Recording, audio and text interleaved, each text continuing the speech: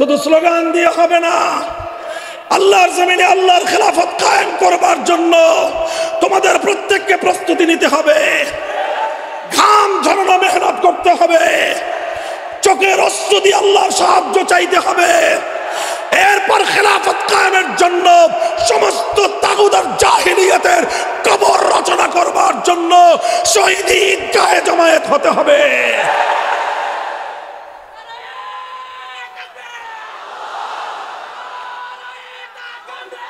একটি ঐতিহাসিক আয়াত, একটি অনন্য কোরআনে পাকের আয়াত।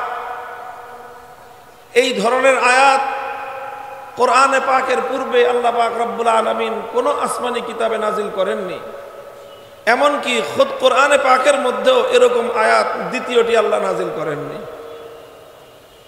এটি একটি অনন্য আয়াত কোরআনে পাকের। এই আয়াত সংক্রান্ত একটি বর্ণনা বুখারী শরীফের হাদিসের মধ্যে এসেছে।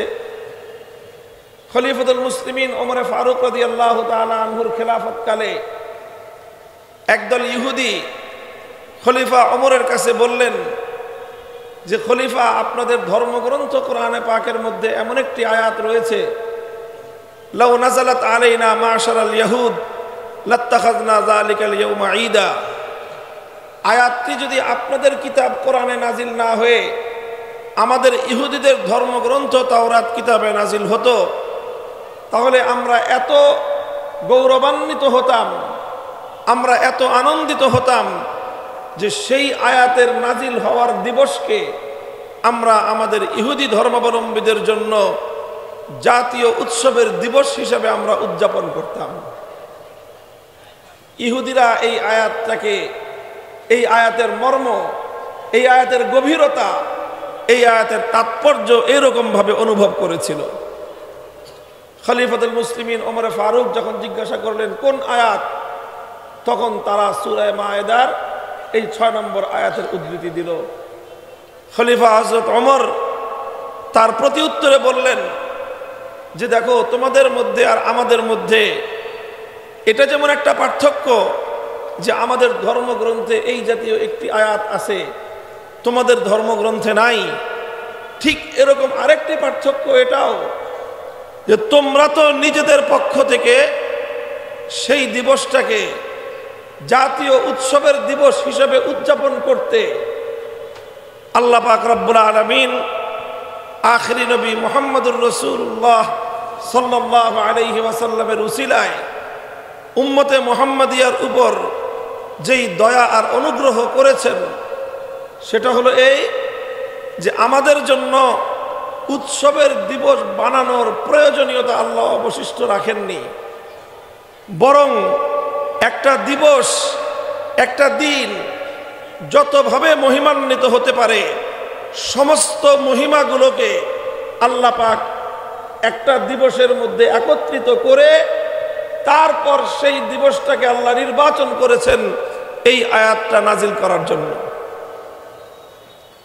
সপ্তাহের 7টা দিন, এই দিনের মধ্যে সবচেয়ে শ্রেষ্ঠ দিবস হলো জুমার দিন। সপ্তাহে 7 দিনে সেরা দিন হলো কি? জুমার দিন।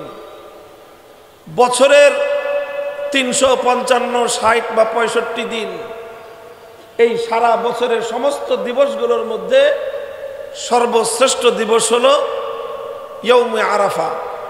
খায়রু ইয়াউমিন তালাআত আলাইহি শামসু ইয়াউমু আরাফাতা। বছরের সমস্ত রাতগুলোর মধ্যে সর্বশ্রেষ্ঠ রাত যেমন লাইলাতুল কদর, দিবসগুলোর মধ্যে সর্বশ্রেষ্ঠ দিবস হলো জিলহজ মাসের 9 তারিখ ইয়াউমে আরাফা। তো একদিকে সপ্তাহের 7 দিনের সেরা দিন, আরেকদিকে বছরের 360 দিনের মধ্যে সেরা দিন, আর এই দুই সেরা যখন একত্রিত হয় তখন সেটা হয়ে যায় সেরাদের সেরা। আল্লাহ পাক রব্বুল আলামিন কোরআনে পাকের এই আয়াতটি যেই দিন নাজিল করেছেন, সেই দিন একই সাথে সপ্তাহের সেরা দিন জুমার দিনও ছিল, বছরের সেরা দিন ইয়াউমে আরাফা, আরাফার দিনও ছিল। শুধু তাই নয়, বরং ইসলামী ইতিহাসের একটি অনন্য ঘটনা, একটি অসাধারণ দৃষ্টিনন্দন এক ঘটনা। আল্লাহর নবী মুহাম্মদ আরবি সাল্লাল্লাহু আলাইহি ওয়াসাল্লাম তার নবুয়তের 23 বছর জীবনে যতটুকু মেহনত করে যে নুরানি সাহাবায়ে কেরামের জামাত তৈরি করেছিলেন, তাদের সকলকে একত্রিত করে আল্লাহর নবী যে বছর বিদায় হজ করলেন, সেই বিদায়ী হজে নবীজির সঙ্গে সমস্ত সাহাবায়ে কেরামের জামাত। হজের মধ্যে সবচেয়ে গুরুত্বপূর্ণ আমল হলো আরাফার ময়দানের উকুফ করা। আল্লাহর নবী তখন সকল সাহাবীদেরকে নিয়ে আরাফার ময়দানে উকুফরত ছিলেন, এবং শুধু আরাফার মাঠের সাধারণ জায়গা নয়, জাবালে রহমতের মধ্যে আল্লাহ পাক আল্লাহ রসুল অবস্থান করতেছিলেন। তিনি জাবালে রহমতে অবস্থানরত অবস্থায় নবী জীবনের 23 বছরের সোনালী সময়, সারা নবুয়তের জীবনের অর্জিত সকল সাহাবী, তার সকল সুফলগুলো তার চোখের সামনে। এমন একটি বিজয়ের ঐতিহাসিক সময়ে, মহিমান্বিত এক সময়, যে সময় স্বয়ং আল্লাহর নবীর জীবনেও এর আগে আসে নাই, এর পরেও আসেনি। আল্লাহর নবীর জীবনে ইসলাম বিজয়ী হওয়ার পরে নবীজি শুধুমাত্র একবারই হজ করেছেন, আর সেই হজের চূড়ান্ত এবং মোক্ষম সময় আরাফার ময়দানে জাবালে রহমতে অবস্থানরত অবস্থায় আল্লাহ পাক রব্বুল আলামিন একদিকে জুমার দিন একত্রিত করলেন, আরাফার দিন একত্রিত করলেন, বিদায় হজকে একত্রিত করলেন, আরাফার উকুফকে সেখানে একত্রিত করলেন। আর এই সবগুলোকে নিয়ে আল্লাহ পাক জাবালে রহমতের মধ্যে একত্রিত করে সেই বিশ্ব ইতিহাসের দৃষ্টিনন্দন এক গোল্ডেন মোমেন্ট, এক স্বর্ণালী মুহূর্তে আল্লাহ পাক রব্বুল আলামিন এমন ভাবে সেই সময়টাকে মহিমান্বিত করলেন যে পৃথিবীর ইতিহাসে এমন মহিমান্বিত মুহূর্ত এর পূর্বেও কোনোদিন আসে নাই, কিয়ামত পর্যন্ত আসা সম্ভব নয়। সেই মহিমান্বিত মুহূর্তেই আল্লাহ পাক কোরআনে পাকের এই ঐতিহাসিক আয়াতটি অবতীর্ণ করেছেন। খলিফাতুল মুসলিমিন ওমর ফারুক রাদিয়াল্লাহু তাআলা আনহু এই জবাব দেওয়ার মাধ্যমে ইহুদিদের কাছে পয়গাম পৌঁছে দিলেন যে তোমরা যেরকম জানো এই আয়াতের তাৎপর্য, আমরাও এই আয়াতের তাৎপর্য সম্পর্কে সমানভাবে অবগত আছি। তবে দুঃখ এবং পরিতাপের বিষয়, সে যুগের মুসলমান তো অবহিত ছিল, সে যুগের ইহুদিরাও অবহিত ছিল, আজকের যুগের ইহুদিরাও অবহিত আছে। তবে দুর্ভাগ্যজনকভাবে আজকের যুগের মুসলমানরা সে ব্যাপারে সম্পূর্ণ গাফিল, এবং তারা গাফলাদের ঘুমে বিভোর। মুসলমানদের খবর নাই কোন সম্পদ আল্লাহ পাক রব্বুল আলামিন তাদের ঘরে সঞ্চিত রেখেছে। আমাদের দায়িত্ব আর কর্তব্য হলো ঘুমন্ত এই মুসলিম জাতিকে একটু জাগিয়ে তোলা, ঘুমন্ত এই মুসলিম জাতিকে জাগ্রত করে তোলা। এটাই হলো আমাদের ঐতিহাসিক জিম্মাদারি। মুহতারাম হাজিরিন, একটু বিষয়টার তাৎপর্য বিশ্লেষণ করতে হলে একটু ধৈর্য ধরে আলোচনার বিষয়টা আমাদেরকে উপলব্ধি করতে হবে, ধারণ করতে হবে। আমি পর্যায়ক্রমে এই আয়াতের সৌন্দর্যগুলো আপনাদের সম্মুখে তুলে ধরার চেষ্টা করব। প্রথম প্রশ্ন হলো, কোরআনে পাকের এই আয়াতের মধ্যে এমন কি বিষয় রয়েছে যে কারণে ইহুদিরা এই আয়াতের তাৎপর্য সম্পর্কে এমন অকপট স্বীকৃতি তারা প্রদান করলো? কি আছে এই আয়াতের মধ্যে? এই আয়াতটি যদি আমরা লক্ষ্য করি, এই আয়াতের মধ্যে আল্লাহ পাক রব্বুল আলামিনের পক্ষ থেকে 3টি ঘোষণা রয়েছে। আল ইয়াউমা আকমালতু লাকুম দীনাকুম ওয়া আতমামতু আলাইকুম নি'মাতি ওয়া রাদিতু লাকুমুল ইসলাম দীনা। প্রথম ঘোষণা হলো, আল্লাহ বলছেন আল ইয়াউমা আকমালতু লাকুম দীনাকুম, আজ আমি তোমাদের জন্য তোমাদের দ্বীন ইসলামকে পরিপূর্ণ করে দিলাম। ইসলামের পরিপূর্ণতার ঘোষণা, এটা হলো এই আয়াতের প্রথম পয়গাম। দ্বিতীয় পয়গাম হলো ও আতমামতু আলাইকুম নি'মাতি। ইসলাম পরিপূর্ণ হওয়ার মধ্য দিয়ে আল্লাহ বলছেন বিশ্ববাসীর জন্য আমি আল্লাহর পক্ষ থেকে আমার প্রদত্ত নিয়ামত এবং অনুগ্রহ এটাও পরিপূর্ণতা লাভ করলো। 3 নম্বর ঘোষণা হলো ওয়ারাদিতু লাকুমুল ইসলাম দীনা। মানব জাতির জীবন ব্যবস্থা হিসেবে, মানুষের জীবন চলার পদ্ধতি হিসেবে আমি আল্লাহ পাক রব্বুল আলামিনের নিকট একমাত্র ইসলামটাই পরিপূর্ণ সন্তুষ্টি লাভ করলো। অর্থাৎ একদিকে ইসলামের পূর্ণতার ঘোষণা, সঙ্গে সঙ্গে আল্লাহর নিয়ামতের পূর্ণতার ঘোষণা, আর সেই সঙ্গে একমাত্র ইসলাম জীবন ব্যবস্থা হিসেবে আল্লাহ পাকের চূড়ান্ত অনুমোদন লাভ করার ঘোষণা। এই 3টি ঘোষণাই মূলত এই আয়াতের মধ্যে আল্লাহ পাক রব্বুল আলামিন ইসলাম সম্পর্কে দিয়েছেন। মুহতারাম হাজিরিন, এই আয়াত থেকে মূল যেই কথাটা বুঝে আসে, এই আয়াতের যে মূল মর্ম, সেটা হলো ইসলামের পূর্ণাঙ্গতা, ইসলামের পরিপূর্ণতা। ইসলামের পরিপূর্ণতা এটাই হলো ইসলামের সর্বশ্রেষ্ঠ সৌন্দর্য, এটাই হলো ইসলামের সৌন্দর্য। যারা ইসলামের পরিপূর্ণতাকে বুঝতে পারে না, তারা কশ্চিনকালেও ইসলামের সৌন্দর্যকে উপলব্ধি করতে পারে না। যারা ইসলামের সৌন্দর্য উপলব্ধি করতে চায়, ইসলামের সৌন্দর্য যারা বুঝতে চায়, তাদেরকে ইসলামের পূর্ণাঙ্গতাকে বুঝতে হবে আগে। আলহামদুলিল্লাহ, একমাত্র জীবন ধর্ম ইসলাম, যার মধ্যে শুধুমাত্র কিছু ইবাদত এবং শুধুমাত্র কিছু জিকির আজকারেরই সমন্বয় নয়, বরং একমাত্র জীবন ধর্ম ইসলাম, যার মধ্যে মানব জীবন সংশ্লিষ্ট সকল বিষয়ের পরিপূর্ণ সলিউশন এবং সমাধান রয়েছে, যেটাকে আমরা বলে থাকি মুকাম্মাল নিজামে হায়াত। মুকাম্মাল নিজামে হায়াত, কমপ্লিট কোড অফ লাইফ, পূর্ণাঙ্গ জীবন বিধান হলো ইসলাম। আলহামদুলিল্লাহ বলেন, জোরে বলেন আলহামদুলিল্লাহ। ইসলাম শুধু কিছু আনুষ্ঠানিক ইবাদতের মধ্যে সীমাবদ্ধ ধর্মের নাম নয়, বরং ইসলামের মধ্যে যেরকম বিধিবদ্ধ ইবাদত রয়েছে, ঠিক তদ্রূপ ইসলামের মধ্যে মানুষের আচার আচরণগত আখলাক ইত্যাদির বিবরণ রয়েছে।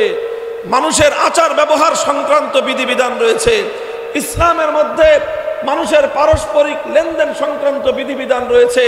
ইসলামের মধ্যে শত্রু মিত্রের সঙ্গে সম্পর্ক এবং শত্রুতার সীমারেখা বর্ণনা করা রয়েছে।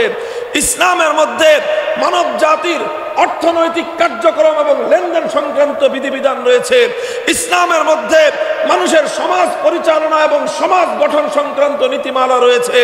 ইসলামের মধ্যে মানব জাতির প্রয়োজনে, সমাজের প্রয়োজনে রাষ্ট্র গঠন এবং রাষ্ট্র পরিচালনা সংক্রান্ত নীতিমালা রয়েছে। মানুষের জীবন যেই পর্যন্ত পৌঁছতে পারে, মানুষের জীবনের যা কিছুর প্রয়োজন হতে পারে, ইসলাম তার পরিপূর্ণ সমাধান দিয়েছে। এবং শুধু দিয়েছে তাই নয়, একমাত্র ইসলামই সেই সমাধান দিয়েছে। এটা হলো আমার মূল কথা। আমার মূল কথার মধ্যে 2টি অংশ, খুব ভালো করে বুঝবেন। ছাত্র বন্ধুগণ, আরো ভালো করে তোমাদেরকে বুঝতে হবে বিষয়টা। আজ এ কথা দ্ব্যর্থহীনভাবে আমাদের জাতির সামনে বলবার সময় এসেছে।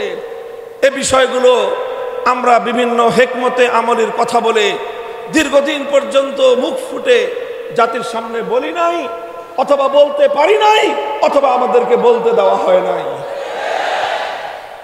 এই আগল ভাঙতে হবে, এই বন্ধত্ব ভাঙতে হবে, জাতির সামনে ইসলামের পূর্ণাঙ্গ পয়গাম পৌঁছে দিতে হবে। বাধা আসলে বাধা উপেক্ষা করতে হবে, লড়াই করতে হলে লড়তে হবে, জীবন দিতে হলে জীবন দিতে হবে, ইসলামের জন্য বাঁচতে হলে বাঁচতে হবে, মরতে হলে মরার জন্য তৈরি থাকতে হবে।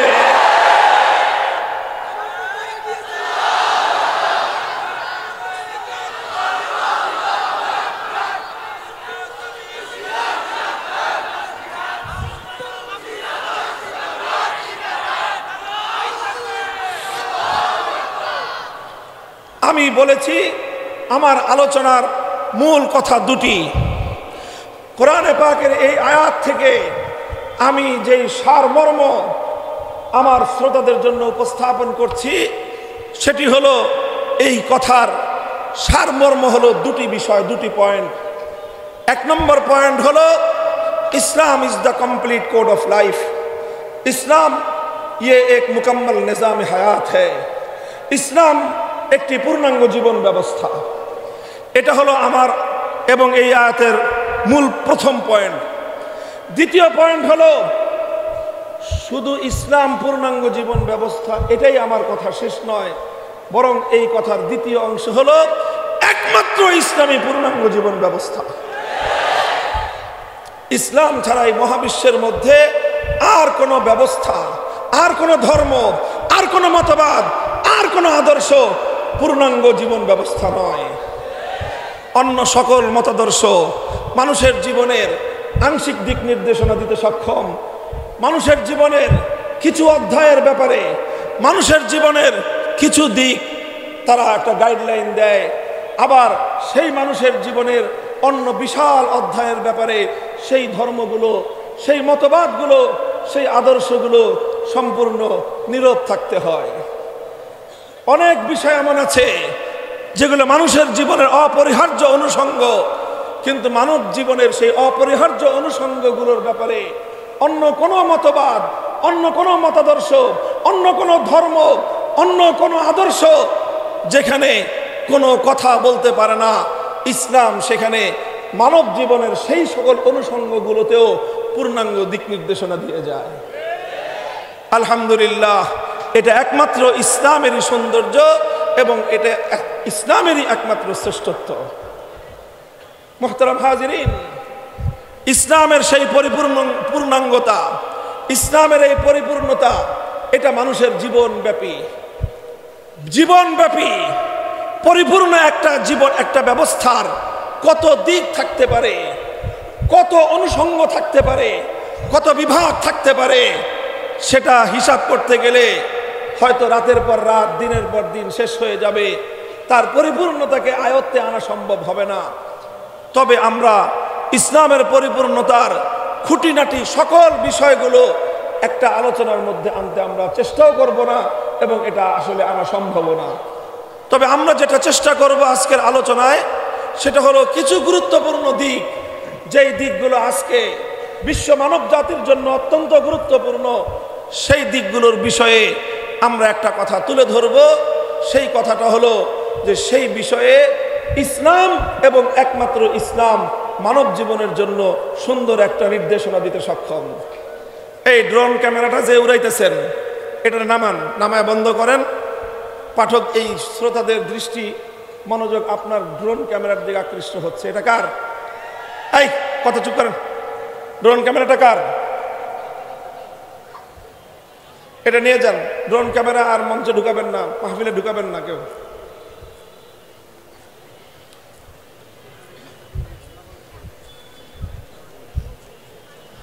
এই যে একটা বিঘ্ন ঘটাইলো আলোচনার ভিতরে, আল্লাহ পাক হেফাজত করুক।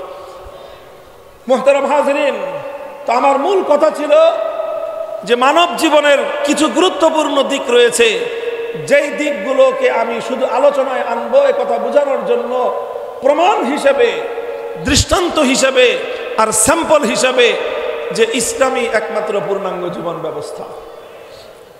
বলবেন কোন বিষয়? সেই একই ধরনের, একই জাতীয় বিষয় আমার আলোচনায় আসবে, যে বিষয়গুলো আজ জাতির জন্য জানা বড় বেশি প্রয়োজন। আমি ইসলামের পূর্ণাঙ্গতার প্রমাণ হিসেবে, স্যাম্পল এবং দৃষ্টান্ত হিসেবে মানব জীবনের দুটি গুরুত্বপূর্ণ বিভাগকে আমি আলোচনার মধ্যে আনব। আমার এই আলোচনার দ্বারা শুধুমাত্র আজকের এই উপস্থিতির সামনে আমার বক্তব্য উপস্থাপন করার উদ্দেশ্য নয়, বরং আমাদের মাইকের আওয়াজ যতদূর পর্যন্ত পৌঁছতেছে সকলকে আমি অনুরোধ করব মনোযোগ সহকারে শুনুন, এবং ইসলাম ধর্মাবলম্বী ছাড়া অন্য ধর্মাবলম্বীদের যে সকল ভাইয়েরা বোনেরা আমাদের কথাগুলো কর্ণকুহরে পৌঁছতেছে, একটু মেহেরবানি করে, দয়া করে মনোযোগ দিয়ে আমাদের কথাগুলো বুঝবার চেষ্টা করুন। ইসলাম এবং মুসলমানদের সম্পর্কে আপনাদের অনেক অভিযোগের পরিসমাপ্তি ঘটবে ইনশাআল্লাহ। সেই সঙ্গে ইসলামের অনুসারী অনেক মানুষ রয়েছেন, আমি যাদেরকে সম্মানের কারণে মূর্খ বা অজ্ঞ বলতে পারছি না, তবে তাদেরকে আমি বলি অনবহিত মুসলিম। ইসলাম সম্পর্কে তাদের যথার্থ জ্ঞান না থাকার কারণে, জানা না থাকার কারণে তারা আজকে ইসলাম সম্পর্কে হীনমন্যতার শিকার। হীনমন্যতার শিকার হয়ে তারাও ইসলামের কথা মুখ ফুটে বলতে সম্মত হয় না, যেহেতু তার মধ্যে ইসলামের ব্যাপারে পরিপূর্ণ কনফিডেন্স নাই। নিজের অজ্ঞতা এবং মূর্খতার কারণে ইসলামের মতো একটি পূর্ণাঙ্গ জীবন ব্যবস্থা নিয়েও সে কনফিডেন্স এবং সে নিজের আত্মতুষ্টি এবং সে তার উপরে আস্থার অভাবের কারণে সে ইসলামকে নিয়ে হীনমন্যতার শিকার হয়। মুহতারাম হাজিরিন, এই দুটি বিষয় হলো, এক নম্বর যে ইসলামের একটি বিষয় আমি কেন এই আলোচনা করছি, কারণ দেখেন আমরা যেহেতু আমি শুরুতেই বলেছি রাষ্ট্র এবং রাজনীতির প্রসঙ্গ আমরা আমাদের আলোচনার মধ্যে বারবার নিয়ে আসি, প্রসঙ্গ পেলেই আমরা রাষ্ট্র এবং রাজনীতির বিষয়গুলো আমাদের আলোচনার মধ্যে আনি। শুধু আনি তাই নয়, আমরা দ্ব্যর্থহীনভাবে দাবি করি যে আমরা মুসলমান হিসেবে এটা আমাদের স্পষ্ট দাবি হলো যে মুসলিম সমাজের মধ্যে রাষ্ট্র প্রতিষ্ঠিত হবে, সে রাষ্ট্র চলবে ইসলামী বিধান মোতাবেক। আমাদের স্পষ্ট দাবি, আমরা ইসলামী হুকুমত প্রতিষ্ঠার দাবি জানাই, আমরা ইসলামী রাষ্ট্র প্রতিষ্ঠার দাবি জানাই। আমরা ইসলামী রাষ্ট্র প্রতিষ্ঠার যখনই দাবি করি, তখন অন্যান্য ধর্মাবলম্বীরা আমাদের এই দাবির সঙ্গে তারা দ্বিমত করে। শুধু অন্য ধর্মাবলম্বীরাই নয়, বরং দুঃখজনকভাবে মুসলমানদের মধ্যে ওই একটি শ্রেণীর কথা আমি যাদেরকে বললাম, যারা ইসলাম সম্পর্কে জ্ঞান এবং জানাশোনার অভাবে হীনমন্যতার শিকার, তারাও আমাদের বিরুদ্ধাচরণ করে। মাঠে ময়দানে তাদেরকেও দেখা যায়।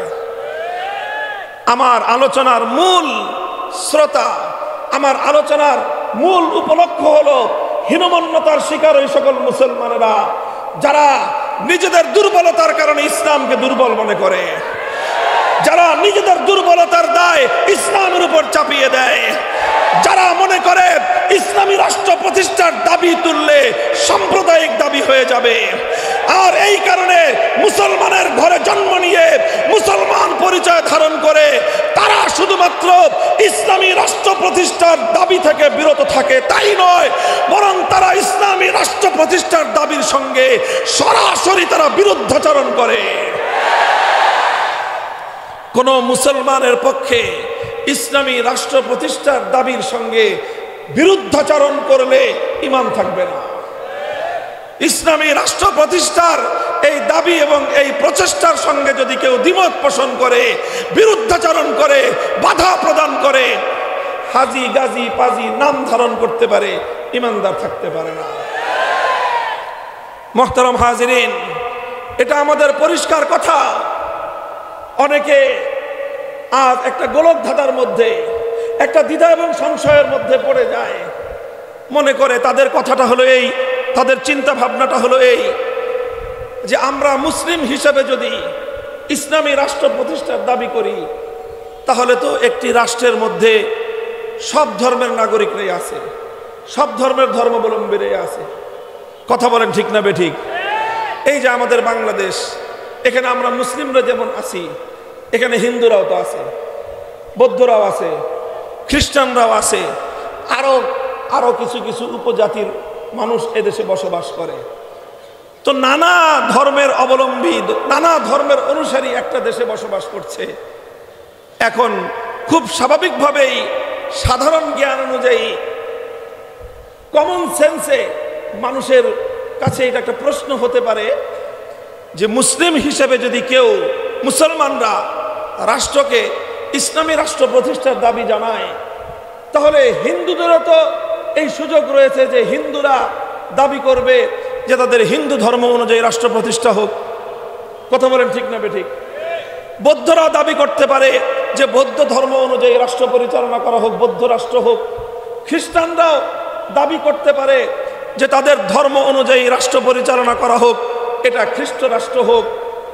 তো সমস্যা হলো এই যে একটা রাষ্ট্রের মধ্যে মুসলমানরা দাবি করলো ইসলামী রাষ্ট্র প্রতিষ্ঠার, হিন্দুরা দাবি করলো হিন্দু রাষ্ট্র প্রতিষ্ঠার, খ্রিস্টানরা দাবি করলো খ্রিস্ট রাষ্ট্র প্রতিষ্ঠার, বৌদ্ধরা দাবি করলো বৌদ্ধ রাষ্ট্র প্রতিষ্ঠা করার। তো এখান থেকেই তো সংঘাত তৈরি হবে, আর এভাবেই তো সাম্প্রদায়িকতা তৈরি হয়। আর এই কারণেই হীনমন্য কিছু মুসলমান তারা এই দাবি থেকে নিজেদের নাম প্রত্যাহার করে নিয়ে তারা বলে যে এই জন্যই আমরা মুসলমানের ঘরের জন্ম নিয়ে মুসলমান হওয়ার পরেও আমরা ইসলামী রাষ্ট্র প্রতিষ্ঠার দাবি করি না। সে জানে না সে যে ইসলামী রাষ্ট্র প্রতিষ্ঠার দাবি থেকে যেই মুহূর্তে নিজের নাম প্রত্যাহার করেছে সেই মুহূর্তেই তার নাম ঈমানের খাতা থেকেও কাটা গেছে।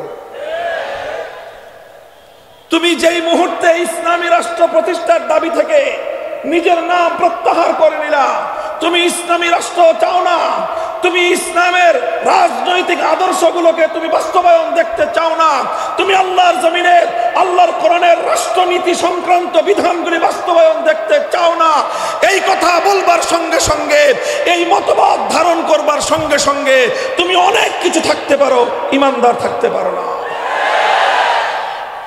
মুহতারাম হাজিরিন, আমি আলোচনার মূল কথায় আসছি যে এখানে একটা গোলক ধাঁধা তৈরি হয়, আর এই গোলক ধাঁধার মধ্যেই অন্য সব ধর্মাবলম্বীরা যেরকম ঘুরপেচে পড়ে যায়, ঘুরপাকে পড়ে যায়, অসংখ্য অগণিত হীনমন্য ইসলাম সম্পর্কে অনবহিত মুসলমানরাও এই ঘুরপাকের মধ্যে পড়ে যায়। ঘুরপাকটা কি আবার বলছি, লক্ষ্য করে শুনেন। এই প্রশ্নটা না বুঝলে আমার আলোচনা সামনের দিকে অগ্রসর করা সম্ভব না, কারণ এই প্রশ্নের উপরেই আমার আজকের আলোচনার বুনিয়াদ।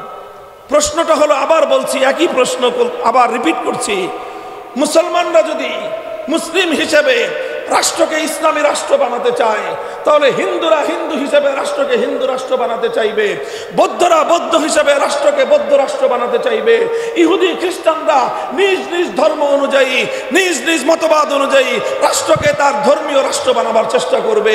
তখনই তো একটি রাষ্ট্রের মধ্যে, একটি জাতির মধ্যে আন্তধর্মীয় সংঘাত তৈরি হয়ে সাম্প্রদায়িকতা তৈরি হবে।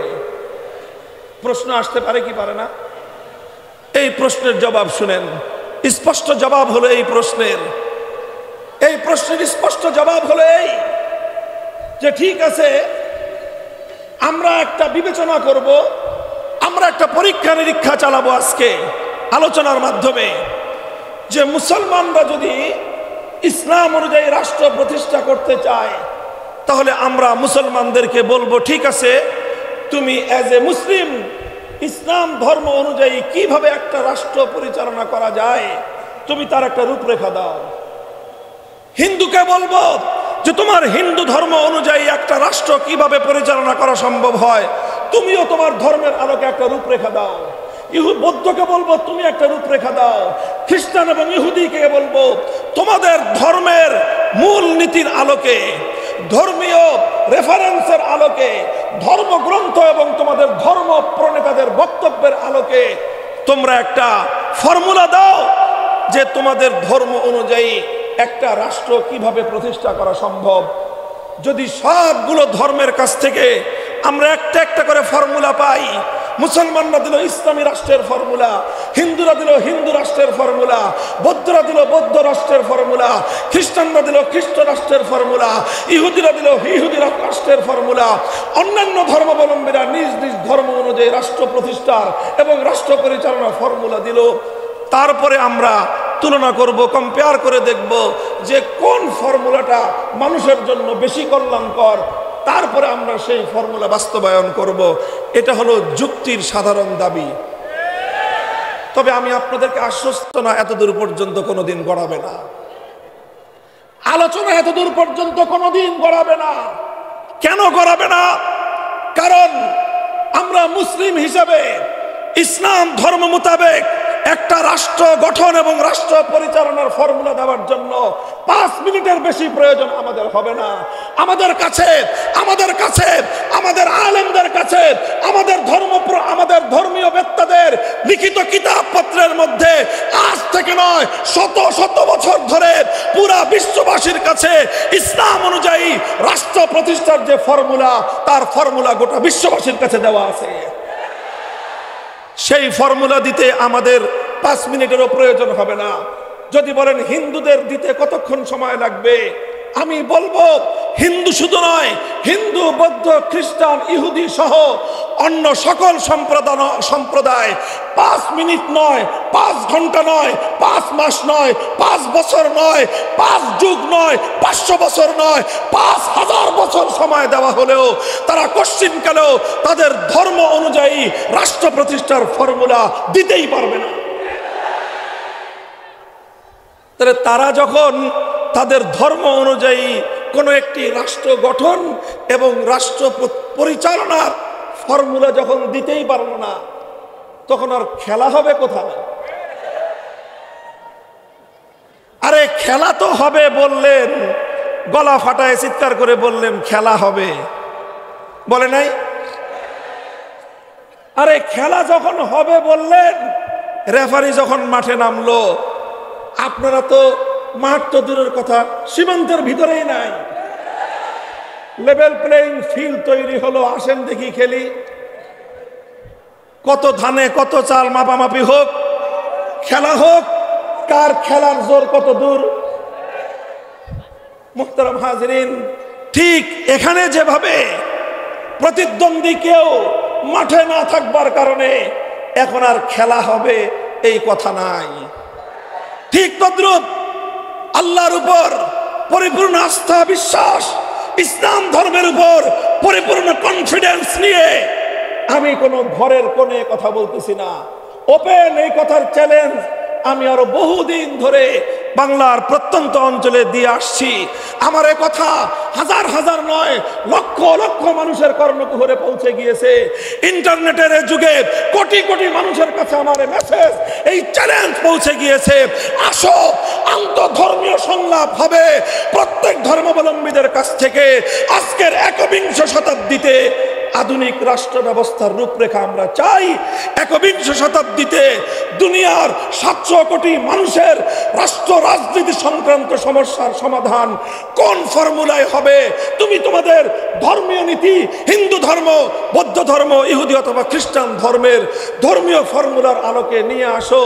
আমাদের এই চ্যালেঞ্জ তোমরা গ্রহণ করো। আমার এই চ্যালেঞ্জ বছরের পর বছর, শতাব্দীকাল পর শতাব্দী পর্যন্ত ইথারে পাথারে ভাসতে থাকবে। এই চ্যালেঞ্জ গ্রহণ করবার মতো এই মহাবিশ্বের মধ্যে কোনো বাপের বেটার জন্ম হয় নাই, হবেও না। মুহতারাম হাজিরিন, আমি অন্য কোনো ধর্মকে নেগলেক্ট করছি না, অন্য কোনো ধর্মকে খাটো করছি না, অন্য কোনো ধর্মের আমি বদনাম করছি না। তবে আমাকে তো রিয়েলিটি বলতেই হবে। তোমরা রিয়েলিটি মেনে নাও। এই রিয়েলিটি তোমাদেরকে মেনে নিতেই হবে, কারণ তোমার ধর্মের মধ্যে এই সাবজেক্টটা নাই। আমার ধর্মে আছে, তোমার ধর্মে নাই, তো খেলা হবে কিভাবে? মুহতারাম হাজিরিন, কথাটা এই জায়গায় পরিষ্কার কথা। একমাত্র ইসলাম সেই ১৫০০ বছর পূর্বকালীন সেই প্রাচীন যুগীয় বিশ্ব ব্যবস্থায় যেমনি ভাবে রাষ্ট্র পরিচালনা সংক্রান্ত নীতিমালা দিয়ে রাষ্ট্র গঠন থেকে নিয়ে শুরু করে রাষ্ট্র পরিচালনা পর্যন্ত প্রতিটি বিষয়ে যেভাবে পূর্ণাঙ্গ এবং একমাত্র গ্রহণযোগ্য সমাধান দিয়েছে, ইসলাম ছাড়া অন্য কোনো আদর্শ, অন্য কোনো মতবাদ, অন্য কোনো ধর্ম আজ পর্যন্ত সেটা দিতে পারে নাই এবং কিয়ামত পর্যন্ত দেওয়া সম্ভব নয়।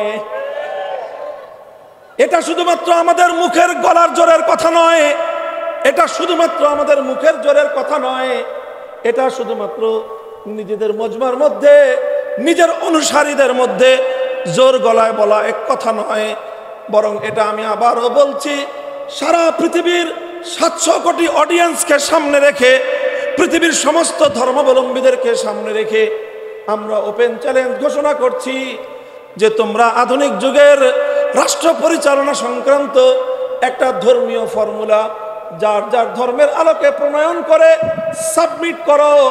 ইসলাম ধর্মের জন্য সময় নিলাম কেবলমাত্র 5 মিনিট, অন্যান্য ধর্মাবলম্বীদেরকে সময় দিলাম 5000 বছর। আলহামদুলিল্লাহ 5000 বছর পরে যেই ফলাফল আসবে, যদি আল্লাহর জমিন এই আসমান যদি অবশিষ্ট থাকে, টিকে থাকে, কিয়ামত যদি কায়েম না হয়, 5000 বছর পরে কি ফলাফল হবে সেটা আমি 5000 বছর আগেই ভবিষ্যৎবাণী করে যাই।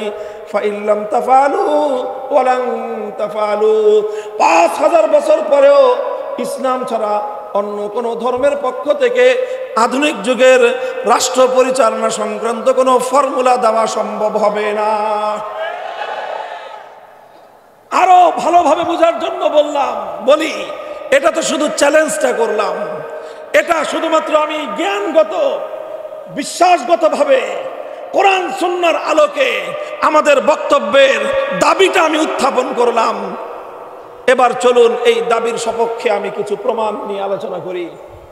আমি দুটো বিষয় উত্থাপন করব, যেই দুটো বিষয়ের দ্বারা প্রমাণ হবে যে কেন ইসলাম একমাত্র পূর্ণাঙ্গ জীবন ব্যবস্থা, ইসলাম কেন একমাত্র আধুনিক যুগের রাষ্ট্র ব্যবস্থা উপহার দিতে পারে, আর অন্যান্য ধর্মরা কেন পারে না, কেন নাই তাদের কাছে। প্রথম দৃষ্টান্ত বলি, আজকে এটা চলছে হলো 2024 সালের, আজকে হলো 14ই ডিসেম্বর, অর্থাৎ এই বছরের আর মাত্র 15 দিন অবশিষ্ট আছে। এরপরে শুরু হবে 2025 সাল। এই 2025 সালের মিলেনিয়ামের যুগের এই সময়ে এসে সারা পৃথিবীর অত্যন্ত গুরুত্বপূর্ণ একটা বিষয়, গ্লোবাল নেটওয়ার্কের সবচেয়ে ইম্পর্টেন্ট ম্যাটার, সবচেয়ে গুরুত্বপূর্ণ সাবজেক্ট যেটা, সেটা হলো মানুষের অর্থনৈতিক ব্যবস্থা। অর্থনৈতিক ব্যবস্থা কিভাবে চলবে, মানুষের অর্থনীতি কিভাবে পৃথিবীর এক প্রান্ত থেকে আরেক প্রান্তের মানুষ ইচ আদার, একের সঙ্গে অপরের ইন্টারাকশন হবে, একের সঙ্গে অপরের ট্রানজ্যাকশন হবে, কিভাবে অর্থের লেনদেন হবে, কিভাবে অর্থের আদান প্রদান হবে, খুব গুরুত্বপূর্ণ একটা বিষয়। অর্থনীতি এটা একটি রাষ্ট্র ব্যবস্থার সবচেয়ে গুরুত্বপূর্ণ পয়েন্ট। যে কোনো রাষ্ট্রের সফলতার প্রথম বুনিয়াদ হলো অর্থ ব্যবস্থা। কোন রাষ্ট্রের অর্থনীতি যদি দুর্বল হয়, সেই রাষ্ট্র ব্যর্থ এবং ফল করতে বাধ্য। যে রাষ্ট্রের অর্থনীতি সবল, সেই রাষ্ট্রটা পৃথিবীর বুকে মাথা উঁচু করে দাঁড়াতে সক্ষম হয়। এত গুরুত্বপূর্ণ একটা বিষয় অর্থনীতিকে সামনে রেখে আমি জাস্ট শুধুমাত্র এতটুকু চ্যালেঞ্জ করি যে এই যে 2025 সাল আসছে, এই 2025 সালের যে কোনো একটা দেশ, ফর এক্সাম্পল বাংলাদেশ অথবা পার্শ্ববর্তী ভারত, ইন্ডিয়া, যে কোনো একটা দেশ এক্সাম্পল হিসেবে নিয়ে, দৃষ্টান্ত হিসেবে নিয়ে আমরা একটা কথা বলি, চলো 2025 সালে একটি রাষ্ট্রের বাজেট ধর্মের আলোকে তোমরা প্রদান করো। 2025 সালের বাজেট কেমন হওয়া চাই, সেই বাজেটে রেভিনিউ কালেকশন কিভাবে হবে, সেই বাজেট কোত্থেকে, কোন ফান্ড থেকে কতটা কালেকশন হবে, কোন খাত থেকে কতটা আসা উচিত, এরপরে এক্সপেন্ডিচার, সেই বাজেট কোন কোন খাতে কতটুকু খরচ হওয়া উচিত, কতটুকু খরচ হবে, এই সবগুলো বিষয় নিয়ে 2025 সালের যে কোনো একটা রাষ্ট্রের জন্য একটা বাজেট যদি আমরা চাই, আমরা প্রশ্ন হিসেবে রাখলাম, চাহিদা হিসেবে রাখলাম যে একটা বাজেট দাও। আমার এই চাহিদার উপর প্রেক্ষিতে আলহামদুলিল্লাহ ইসলামের পক্ষ থেকে কোরআন সুন্নাহর আলোকে যে কোনো রাষ্ট্রের একটা জাতীয় বাজেট প্রণয়ন করার জন্য একদিনের বেশি সময়ের প্রয়োজন নাই। আমরা বাংলাদেশের একটা জাতীয় বাজেট কোরআন সুন্নাহর আলোকে ইসলামী বাজেট প্রদান করতে সক্ষম। পার্শ্ববর্তী দেশ এত বিশাল ভারত, হিন্দুত্ববাদী ভারত যদি আমাদের কাছে চায় ইসলাম ধর্ম অনুযায়ী ভারতের বাজেট কেমন হওয়া উচিত, কোরআন সুন্নাহর আলোকে বাজেট কালেকশন থেকে কত হবে সেটাও আমরা দিতে পারবো। কোন খাতে কত টাকা খরচ করা তোমাদের জন্য উচিত হবে, আল্লাহর কোরআন এবং নবীর সুন্নাহর রেফারেন্স সহ সহ যে কোনো দেশের জাতীয় বাজেট আমরা প্রণয়ন করতে সক্ষম। শুধু যে কোনো দেশ নয়, ইন্টারওয়ার্ল্ড সারা বিশ্বব্যাপী 700 কোটি মানুষের 2025 সালের বাজেট রেভিনিউ এবং এক্সপেন্ডিচারের খাতগুলো ভিন্ন ভিন্ন করে প্রত্যেকটা খাতের জন্য কোরআন সুন্নাহ থেকে রেফারেন্স সহ আমরা সারা দুনিয়াবাসীর সামনে দিতে সক্ষম। অন্য ধর্মাবলম্বীদের কাছে চান, জিজ্ঞাসা করেন তোমাদের ধর্ম অনুযায়ী ধর্মীয় গ্রন্থের রেফারেন্স সহ। বেশি দূরেতে যাওয়ার দরকার নাই। আমাদের পার্শ্ববর্তী দেশ ভারত হিন্দুত্ববাদী সরকার শাসন করছে। নরেন্দ্র মোদীর হিন্দুত্ববাদী সরকার বিজেপি চালাচ্ছে রাষ্ট্র। তারা হিন্দুত্ববাদ প্রতিষ্ঠা করতে চায় তাদের দেশের মধ্যে। মুসলমানদের উপর হিন্দুত্ববাদকে চাপিয়ে দিয়ে জুলুম এবং ত্রাসের রাজত্ব কায়েম করছে তারা। আমি সেই নরেন্দ্র মোদীর বিজেপিকে ওপেন চ্যালেঞ্জ ছুড়লাম, আসো তোমাদের ধর্ম অনুযায়ী তোমার দেশের 2025 সালের বাজেট তুমি পেশ করো। বলবা যে আমরা তো করি, ওটাই হিন্দু ধর্মের বাজেট। হিন্দু ধর্মের তোমাদের যে ধর্মগ্রন্থ আছে গীতা থেকে রেফারেন্স দাও, যে গীতা কি বলেছে সেই আলোকে তোমরা এই কাজ করেছো, রেফারেন্স দাও। মোদির কথায় হবে না, অমিত শাহর কথায় হবে না, প্রিয়াঙ্কা গান্ধীর কথায় হবে না, রাহুল গান্ধীর কথায় হবে না। তোমাদের এক একজনের কথা এক এক রকম হবে। ধর্মগ্রন্থের রেফারেন্সের মাধ্যমে তোমার রাষ্ট্রের একটা বাজেট, ধর্মীয় বাজেট তোমরা উপস্থাপন করো। তোমরা আমার চ্যালেঞ্জ ঘোষণা করার আগেই আমি ফলাফল দিয়ে দেই, আমাদের এই চ্যালেঞ্জ আকাশে বাতাসে ধ্বনিত প্রতিধ্বনিত হয়ে ফিরে আসবে। ভারতের পক্ষ থেকে এর কোনো যুক্তিগ্রাহ্য জবাব দেওয়ার মতো কোনো বাপের বেটার জন্ম হয় না। চায়নার কাছে বলেন, এত বিশাল রাষ্ট্র সারা পৃথিবীর অর্থনীতি নিয়ন্ত্রণ করছে, সারা পৃথিবীর মার্কেট আজকে যাদের নিয়ন্ত্রণে, দাও তোমাদের ধর্ম, বৌদ্ধ ধর্মের আলোকে একটা বাজেট দাও। সম্ভব হবে না। গোটা পশ্চিমা বিশ্ব খ্রিস্ট জাতি, তোমরা তোমাদের ধর্ম অনুযায়ী বাজেট দাও। ইহুদিবাদী সারা দুনিয়াকে সন্ত্রাসের আখড়ায় পরিণত করবার জন্য ষড়যন্ত্রের পথে পা বাড়িয়েছ। সারা দুনিয়ার মানুষের পকেট কেটে অর্থগুলোকে কুক্ষিগত করবার জন্য ষড়যন্ত্রের সিস্টেম আবিষ্কার করেছ। তোমাদের ধর্ম অনুযায়ী শুধুমাত্র সারা পৃথিবীর প্রয়োজন হবে না, তোমার রাষ্ট্র ইসরায়েলের বাজেট তুমি তোমার ধর্মগ্রন্থের রেফারেন্স অনুযায়ী পেশ করো, সক্ষম হবে না। কেন হবে না? ইসলাম কেন পারবে? কারণ ইসলামের মধ্যে কোরআনের অসংখ্য আয়াত রয়েছে, যেই আয়াতগুলো একটা জাতীয় বাজেট প্রণয়ন করবার ক্ষেত্রে দিক নির্দেশনা দেয়। আল্লাহ নবীর অসংখ্য হাদিস রয়েছে, যেই হাদিসগুলোর আলোকে আমরা বাজেট প্রণয়নের জন্য সেখান থেকে আমরা লাইট পাবো, আলো পাবো, নির্দেশনা পাবো। কিন্তু অন্য কোনো ধর্ম প্রণেতাদের কাছে তাদের ধর্মীয় কোনো নির্দেশনাই নাই। এর আরেকটা জ্বলন্ত দৃষ্টান্ত আমি পেশ করি। অর্থনীতির ক্ষেত্রে আজ সারা দুনিয়া ব্যাপী যে বিষয়টার গুরুত্ব এবং অপরিহার্যতা অস্বীকার করার কারো উপায় নাই, সেটা হলো সারা দুনিয়ার সমস্ত মানুষের টাকা পয়সা অর্থ করি এটা পরস্পর লেনদেন হওয়ার ক্ষেত্রে যেই চ্যানেলটা দুনিয়ার প্রতিটা মানুষকে ব্যবহার করতে হয়, প্রত্যেকটা প্রতিষ্ঠানকে ব্যবহার করতে হয়, সেই চ্যানেলটার নাম হলো ব্যাংকিং চ্যানেল। একটা সিস্টেম, এটা হলো ব্যাংকিং ব্যবস্থা। কথা বলেন ঠিক না বেঠিক? ব্যাংকিং ব্যবস্থাকে উপেক্ষা করে কোন একটা প্রতিষ্ঠান, সেটা শুধু ব্যবসা প্রতিষ্ঠান নয়, হোক সেটা ব্যবসা প্রতিষ্ঠান, হোক সেটা সমাজ কল্যাণমূলক প্রতিষ্ঠান, হোক সেটা শিক্ষা প্রতিষ্ঠান, কোন একটা প্রতিষ্ঠান ব্যাংকিং চ্যানেল ব্যবহার না করে আজকের এই আধুনিক যুগে কার্যক্রম পরিচালনা করছে বলে আমার মনে হয় না। তাহলে ব্যাংকিং ব্যবস্থাটা আজকের 21 শতাব্দীর মানুষের একটা অপরিহার্য অনুষঙ্গে পরিণত হয়েছে। কথা বলেন ঠিক না বেঠিক? তাহলে এত বড় গুরুত্বপূর্ণ একটা বিষয়, যেই ব্যাংকিং সেক্টর ছাড়া দুনিয়ার 700 কোটি মানুষের অর্থ ব্যবস্থা পরিচালনা করা অসম্ভব।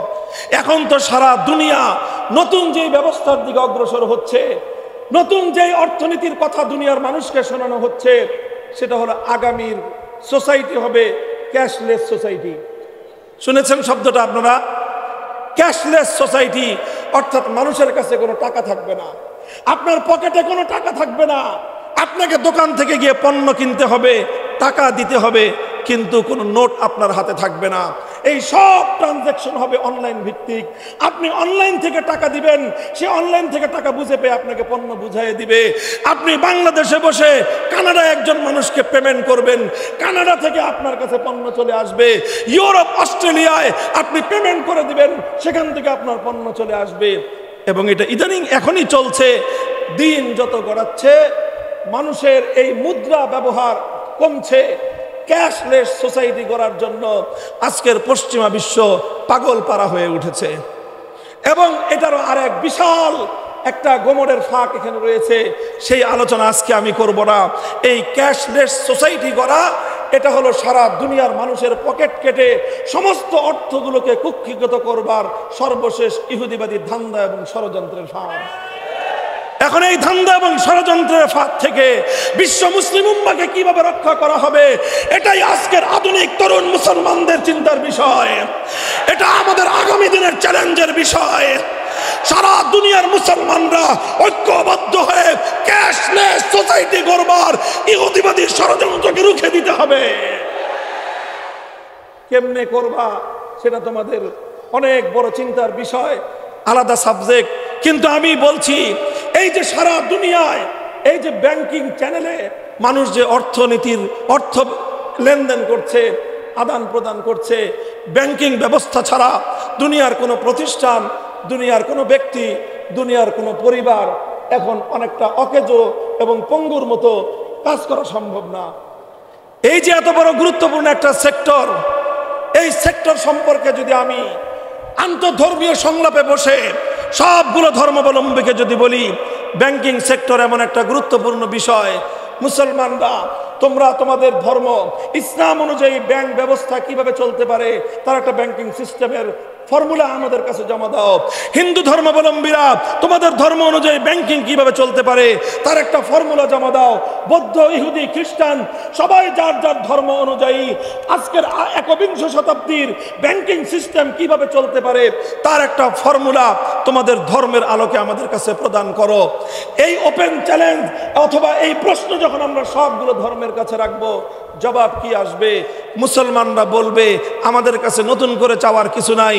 আজ থেকে প্রায় ৬০-৭০ বছর আগে সারা দুনিয়াবাসীর কাছে আমরা ইসলামী ব্যাংকিং এর একটা সিস্টেম, কোরআন সুন্নাহর আলোকে কিভাবে ব্যাংক ব্যবস্থা পরিচালিত হতে পারে সারা দুনিয়ার সামনে আমরা শুধুমাত্র তার থিওরি নয় বরং তার বাস্তব প্র্যাকটিক্যাল নজির দুনিয়াবাসীর সামনে আমরা দিয়ে রেখেছি।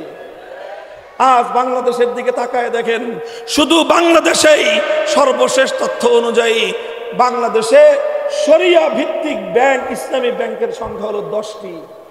10টা ইসলামী ব্যাংক পূর্ণাঙ্গভাবে ইসলামী শরিয়া অনুসরণের দাবি তারা করে। তারা দাবি করে যে তারা ইসলামী শরিয়া অনুযায়ী ব্যাংক চালায়। কতটুকু তারা চালায়, কতটুকু শরিয়া তারা ফলো করে করে না, সেটা তাদের ইমানদারির বিষয়। সেই বিষয় আমার এখানে আলোচ্য বিষয় নয়। আমার আলোচ্য বিষয় হলো ইসলাম একটা ব্যাংকিং ব্যবস্থার ফর্মুলা দুনিয়াবাসীকে দিয়েছে। কথা বলেন ঠিক না বেঠিক? সেই ফর্মুলা অনুযায়ী বাংলাদেশেই, আমার ছোট্ট বাংলাদেশে 10টা ব্যাংক ইসলামী শরিয়ার নীতি ফলো করে পরিচালিত হচ্ছে। বাংলাদেশের সেন্ট্রাল ব্যাংক, বাংলাদেশ ব্যাংকের বিরাট একটা সেক্টর, বিরাট একটা পার্ট এটা ইসলামিক ব্যাংকিং এর জন্য আলাদা করে দিয়েছে রাষ্ট্রের পক্ষ থেকে। কারণ ইসলামী ব্যাংক আজকের এমন একটা বাস্তবতা যে সারা দুনিয়া ইসলামী ব্যাংকিং ব্যবস্থার বাস্তবতাকে মেনে নিয়েছে। এখন বাংলাদেশকেও ইসলামী ব্যাংকের বাস্তবতা মেনে নেওয়া ছাড়া বিকল্প কোনো উপায় নাই। আচ্ছা, এবার বলেন, বাংলাদেশে তো 10টা ইসলামী ব্যাংক আপনি বাংলাদেশে আপনার দেশেই খুঁজে পেলেন। আরো এই 10টার বাইরেও আরো প্রায় 6-7টা ব্যাংক এমন রয়েছে যেগুলো পূর্ণাঙ্গ ইসলামী শরিয়া অনুসরণ না করলেও ইসলামিক ব্যাংকিং এর ব্রাঞ্চ রয়েছে, উইন্ডো রয়েছে, আংশিকভাবে তারা ইসলামী শরিয়া ফলো করে চলতেছে। এই তো হলো ইসলামিক ব্যাংকের অবস্থা, যে 70 বছর ধরে পৃথিবীর দেশে দেশে ইসলাম ধর্মের মতে কোরআন সুন্নাহর আলোকে ব্যাংকিং ব্যবস্থার নীতিমালার আলোকে ব্যাংক শুধুমাত্র থিওরিটিক্যাল নয়, প্র্যাকটিক্যালি তারা পরিচালনা করে আসছে এবং দুনিয়ার 700 কোটি মানুষকে ব্যাংকিং সেবা দিয়ে যাচ্ছে। কথা বলেন ঠিক না বেঠিক? ইসলামী ব্যাংকগুলোতে অ্যাকাউন্ট শুধু মুসলমানদের? আরে বিগত সরকার তো এমন সিস্টেম করে দিয়ে গেছে, বাংলাদেশের সবচেয়ে বড় ইসলামী ব্যাংকে শুধু মুসলমানরা নয়, অন্যান্য ধর্মাবলম্বীদেরকে চাকরির ব্যবস্থা পর্যন্ত করে দিয়ে গেছে। তো সব ধর্মাবলম্বীদের অ্যাকাউন্ট খুলছে ইসলামিক ব্যাংকগুলোতে। অর্থাৎ ইসলামী ব্যাংক শুধুমাত্র মুসলমানদেরকে ব্যাংকিং সেবা দিচ্ছে না, হিন্দুকে ব্যাংকিং সেবা দিচ্ছে, বৌদ্ধকে ব্যাংকিং সেবা দিচ্ছে, খ্রিস্টানদেরকে সেবা দিচ্ছে, ইহুদিদেরকে সেবা দিচ্ছে। পক্ষান্তরে অন্য ধর্মাবলম্বীদের ব্যাপারে আমি বলবো, একটা বাটি চালান দেন। বাটি চালান বুঝেন? তুলা রাশি দিয়ে বাটি চালান দেন। শুধু বাংলাদেশ নয়, পৃথিবীর দক্ষিণ থেকে উত্তর মেরু পর্যন্ত সারা পৃথিবীর 157টা কান্ট্রিতে খবর নিয়ে আসুন। একমাত্র একটা ব্যাংক, এক পিস ব্যাংক নিয়ে আসবেন, হিন্দুরা হিন্দু ধর্মের নীতিমালা অনুযায়ী যেই ব্যাংকটা চালায় এবং সেই ব্যাংকের নাম হলো হিন্দু ব্যাংক। অথবা খ্রিস্টান, সারা পৃথিবীর সর্বদিক থেকে তারা এত উন্নত জাতি, সারা দুনিয়া জুড়ে একটা ব্যাংক দেখান যেই ব্যাংকটা খ্রিস্টানরা তাদের ধর্মগ্রন্থ ইনজিল শরীফের অনুযায়ী অথবা তাদের পয়গম্বর ঈসা আলাইহিস সালাম থেকে প্রাপ্ত হাদিসের আলোকে, ঈসা নবীর বাণীর আলোকে তারা তাদের ব্যাংক পরিচালনা করে। হাজার হাজার ব্যাংক লাগবে না, শুধু একটা ব্যাংক, খ্রিস্টান ব্যাংক দুনিয়াবাসীর সামনে উপহার দেন, বৌদ্ধ ব্যাংক একটা উপহার দেন, ইহুদি ব্যাংক একটা উপহার দেন। এইটা আমার চ্যালেঞ্জ। আমার এই চ্যালেঞ্জের ফলাফল আমি আগাম ঘোষণা করছি। আমাদের এই চ্যালেঞ্জগুলো ধ্বনিত প্রতিধ্বনিত হয়ে ফিরে আসবে, শূন্যে ঘুরতে থাকবে। চ্যালেঞ্জ গ্রহণ করবার মতো এই পৃথিবীতে ইসলাম ধর্মাবলম্বী ছাড়া অন্য কোনো ধর্মাবলম্বীর কোনো মায়ের গর্ভের সন্তান জন্ম নেয় না। তাহলে এবার বুঝেন, অর্থনীতি যেটা একটা রাষ্ট্র ব্যবস্থার প্রধান স্তম্ভ, সেই অর্থ ব্যবস্থার ক্ষেত্রে কোন ধর্ম অনুযায়ী জাতীয় বাজেট দেওয়া যায় না, অন্য কোন ধর্ম অনুযায়ী ব্যাংকিং সেক্টর পরিচালনা করা যায় না। অর্থনৈতিক কার্যক্রম পরিচালনা করবার জন্য অন্য কোন ধর্মের মধ্যে কোনো ফর্মুলা নাই, কোনো নীতিমালা নাই। থাকলে আছে শুধুমাত্র ইসলামের কাছে, থাকলে শুধু ইসলাম প্রদান করতে পারে, শুধু মুসলমানের জন্য নয়, জাতি ধর্ম নির্বিশেষে দুনিয়ার 700 কোটি মানুষের অর্থনৈতিক নিরাপত্তা আজ কেবলমাত্র ইসলাম দিতে পারে। এটা গেল অর্থনৈতিক সেক্টর। সরাসরি রাজনৈতিক ক্ষেত্রকে নিয়ে আমি কথা বলি। রাজনীতির মধ্যে অত্যন্ত গুরুত্বপূর্ণ একটা চ্যালেঞ্জ হলো লিডারশিপ, ইলেকশন, নেতৃত্ব নির্বাচন পদ্ধতি কি হবে, নেতৃত্ব নির্বাচন কিভাবে করা যাবে, একটা রাষ্ট্র তার নেতা কিভাবে নির্বাচন করবে, এটা একটা গুরুত্বপূর্ণ প্রশ্ন। কথা বলেন ঠিক না বেঠিক? খুবই গুরুত্বপূর্ণ প্রশ্ন। একটা রাষ্ট্র কিভাবে তার নেতা নির্বাচন করবে, এই প্রশ্নটা কতটা গুরুত্বপূর্ণ বাংলাদেশের মানুষের চেয়ে এটা তো হারে হারে আর কেউ টের পায়নি। এই কিভাবে রাষ্ট্রের নেতা নির্বাচন হবে, এই প্রশ্ন নিয়ে আজ প্রায় 3 দশক ধরে বাংলাদেশ যুদ্ধ দেখছে, লড়াই দেখছে, জুলুম দেখছে, অত্যাচার দেখছে, রাষ্ট্রের সম্পদ ধ্বংস হতে দেখছে, এক পক্ষকে আরেক পক্ষের সঙ্গে যুদ্ধ হতে দেখছে। আজও পর্যন্ত বাংলাদেশ এই প্রশ্নের সমাধান করতে পারে না। মুহতারাম হাজিরিন, এত গুরুত্বপূর্ণ প্রশ্নের জবাব যদি জানতে চান, রাষ্ট্রের নেতা নির্বাচন করবার কি ফর্মুলা আছে, হিন্দু ধর্মের কাছে জিজ্ঞাসা করব, তোমাদের কাছে বলো তোমাদের গীতা কি ফর্মুলা দিয়েছে, তোমাদের ধর্ম প্রণেতারা রামরা তোমাদেরকে কি ফর্মুলা দিয়েছে, গৌতম বুদ্ধদেরকে কি ফর্মুলা দিয়েছে, খ্রিস্টানদেরকে কি ফর্মুলা দিয়েছে, ইহুদিদের কাছে কি ফর্মুলা আছে? কোনো ফর্মুলা নাই। আমাদের কাছে জিজ্ঞাসা করো নবী মুহাম্মদ আরবি ইসলামের জন্য, বিশ্ববাসীর জন্য নেতা নির্বাচন করবার কি ফর্মুলা দিয়েছে? জবাব আমরা দেব। শুধু ফর্মুলা দেয় নাই, বরং এমন ফর্মুলা দিয়েছে ইসলাম প্রদত্ত নেতা নির্বাচনের, রাষ্ট্রপ্রধান নির্বাচন করবার যেই ফর্মুলা ইসলাম দিয়েছে, এর চেয়ে সুন্দর, এর চেয়ে নিরাপদ, এর চেয়ে উত্তম ফর্মুলা পৃথিবীতে আর কোনোদিন হতে পারে না। ইসলামের যে নেতৃত্ব নির্বাচনের ফর্মুলা রয়েছে, ওয়ার্ল্ড ওয়াইড বিশ্বব্যাপী সর্বশ্রেষ্ঠ নেতৃত্ব নির্বাচনের ফর্মুলা, ইসলামের ফর্মুলার নাম হলো আহলুল হাল্লি ওয়াল আকদের মাধ্যমে আগে ভোটার বাছাই হবে, আগে ভোটার বাছাই হবে। গড়পড়তার যে সে ভোটার হতে পারবে না। নির্দিষ্ট ক্রাইটেরিয়ার ভিত্তিতে ভোটার চয়েস হবে, ভোটার তালিকা হবে, ভোটার সিলেকশন হবে। তারপরে সেই সকল ভোটারদের ভোটের ভিত্তিতে একজন নেতা নির্বাচিত হবেন। নেতা নির্বাচিত হওয়ার পর তার বায়াত হবে। বায়াত হওয়ার পর তার পরিচয় হবে তিনি খলিফাতুল মুসলিমিন। তার উপাধি হবে তিনি আমিরুল মুমিনিন। তার নেতৃত্বের পরিধি হবে পৃথিবীর এক প্রান্ত থেকে আরেক প্রান্ত পর্যন্ত। 700 কোটি মানুষ এক নেতার অধীনে পরিচালিত হবে। এটাই ইসলামের দেওয়া বিশ্বায়নের ব্যবস্থা, সারা পৃথিবীকে নেতৃত্ব দেওয়ার ব্যবস্থা।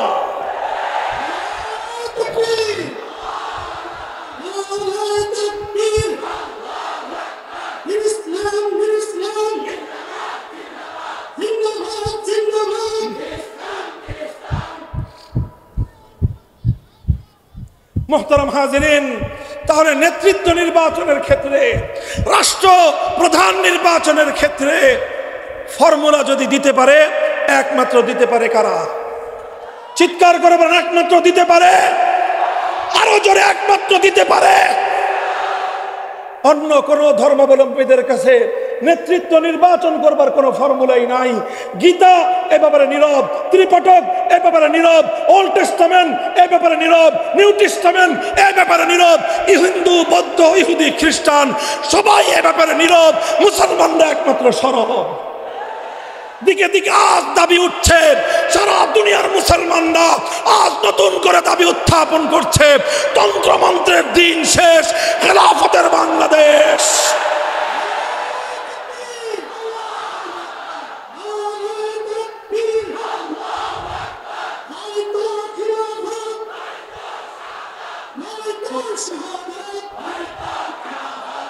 ইনশাআল্লাহ, ইনশাআল্লাহ অচিরেই পৃথিবী সেই দিন দেখবে ইমারতে ইসলামিয়া থেকে দামেস্কের শাম পর্যন্ত সারা দুনিয়াকে নেতৃত্ব দিবে এক খলিফাতুল মুসলিমিন। এক খলিফার নেতৃত্বে সারা দুনিয়ার মুসলমানরা ঐক্যবদ্ধ হয়ে 700 কোটি মানুষের জানমাল, ইজ্জত আবরুর নিরাপত্তা নিশ্চিত করবে। আমেরিকার ক্ষমতার পতন ঘটবে, রাশিয়া ধুলোয় মিশে যাবে, চায়না, ভারতের নেতৃত্ব থাকবে না। নেতৃত্ব দিবে শুধু ইসলাম, নেতৃত্ব দিবে শুধু খলিফাতুল মুসলিমিন। এক খলিফার কথায় আবার সারা পৃথিবী উঠবে আর বসবে। ইনশাআল্লাহ আমরাই আমাদের জীবদ্দশায় সেদিন দেখে যাব ইনশাআল্লাহ। প্রস্তুতি নাও, প্রস্তুতি নাও। কথা বলেন, প্রস্তুত আছেন তো? তবে শুধুমাত্র স্লোগান দিয়ে হবে না, শুধু স্লোগান দিয়ে হবে না। আল্লাহর জমিনে আল্লাহর খেলাফত কায়েম করবার জন্য তোমাদের প্রত্যেককে প্রস্তুতি নিতে হবে। ঘাম ঝরানো মেহনত করতে হবে, চোখের অশ্রু দিয়ে আল্লাহর সাহায্য চাইতে হবে। এরপর খেলাফত কায়েমের জন্য সমস্ত তাগুত আর জাহিলিয়াতের কবর রচনা করবার জন্য শহীদ ঈদগাহে জমায়েত হতে হবে।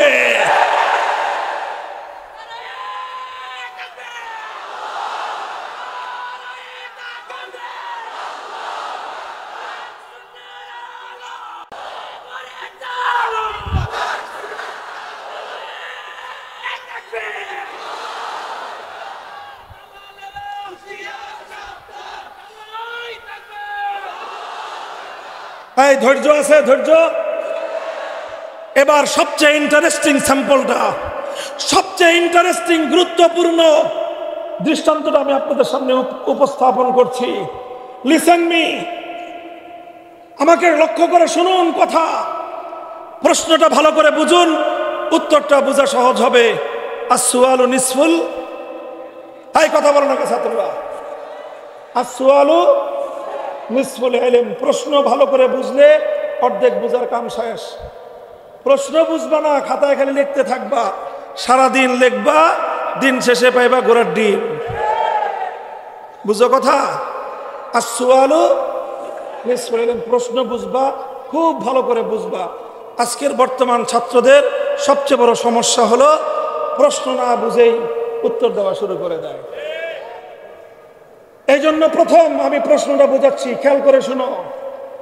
আচ্ছা, যে কোনো রাষ্ট্র হোক, যে কোনো রাষ্ট্র গঠন করুক, যারাই গঠন করুক, যে কোনো ধর্মওয়ালারাই গঠন করুক, যেই ধর্মওয়ালারা রাষ্ট্র গঠন করলো সেই ধর্ম ছাড়া অন্য ধর্মাবলম্বীরা সে দেশে থাকবে কি থাকবে না? জোরে বলেন। মুসলমানরা যদি ইসলামী রাষ্ট্র গঠন করে সেই দেশে হিন্দু, বৌদ্ধ, খ্রিস্টান, ইহুদি, শিখ, উপজাতি, অন্যান্য ধর্মাবলম্বীরা থাকবে কি থাকবে না? আরো জোরে চিৎকার করে বলো, থাকবে কি থাকবে না? একই প্রশ্ন, হিন্দুরা যদি হিন্দু রাষ্ট্র গঠন করে সেখানে মুসলিম, বৌদ্ধ, ইহুদি, খ্রিস্টান, শিখ, অন্যান্য জাতি থাকবে কি থাকবে না? একই প্রশ্ন প্রত্যেকটা ধর্মের ব্যাপারে, বৌদ্ধদের ব্যাপারে, খ্রিস্টানদের ব্যাপারে, ইহুদিদের ব্যাপারে।